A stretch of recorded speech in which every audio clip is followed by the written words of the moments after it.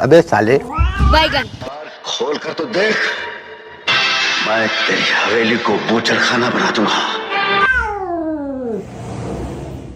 तू साला बहुत नीच आदमी रे। सांप को देखा और तेरे को देखा तो पहला सांप को छोड़ के तेरे को मारना। ये मार मार का खोपड़ी तोड़ साले का मार। अरे भाई ये क्या, तुम्हारी तो शक्ल ही बदल गई।